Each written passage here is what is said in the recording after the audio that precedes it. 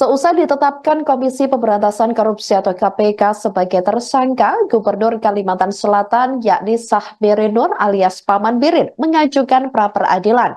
Pengajuan pra-peradilan tersebut atas penetapan tersangka yang dilakukan oleh KPK terhadap dirinya.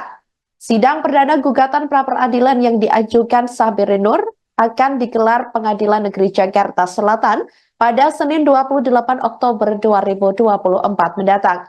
Permohonan tersebut didaftarkan pria yang akrab disapa Paman Birin itu pada Kamis 10 Oktober 2024 lalu. Perkara itu akan diperiksa dan diadili Hakim Tunggal Afrizal Hadi dan Panitera Pengganti Komar.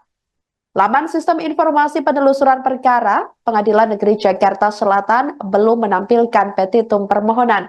Diberitakan sebelumnya, Sahbiri Nur ditetapkan sebagai tersangka oleh KPK karena diduga terlibat dalam kasus penerimaan suap dan atau gratifikasi terkait proyek di Dinas PUPR Kalsel.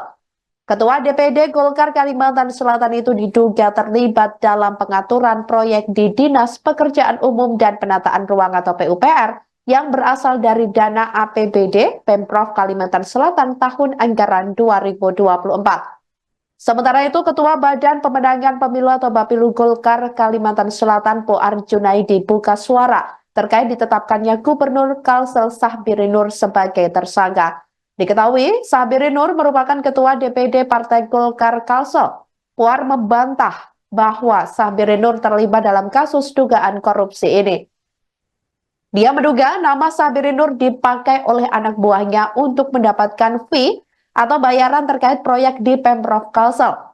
Puar juga mengatakan hal semacam itu lazim terjadi di daerah lain. Di sisi lain, Puar juga meluruskan bahwa Sahbirin tidak terlibat saat KPK melakukan giat operasi tangkap tangan atau OTT pada Minggu 6 Oktober 2024 lalu.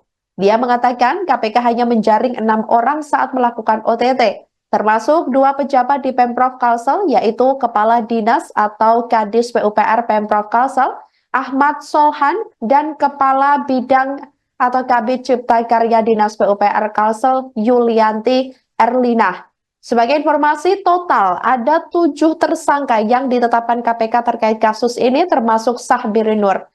Di antaranya yakni ada Sahbiri Nur tersebut selaku Gubernur Kalimantan Selatan, kemudian Ahmad Solhan atau Kadis PUPR Provinsi Kalimantan Selatan.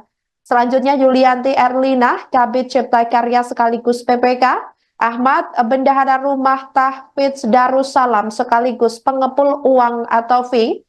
Selanjutnya Agustia Febri Andrian, pelaksana tugas Kabak Rumah Tangga Gubernur Kalimantan Selatan. Dan yang keenam ada Sugeng Wahyudi dari pihak swasta dan Andi Susanto dari swasta. Download Tribun X sekarang, menghadirkan lokal menjadi Indonesia.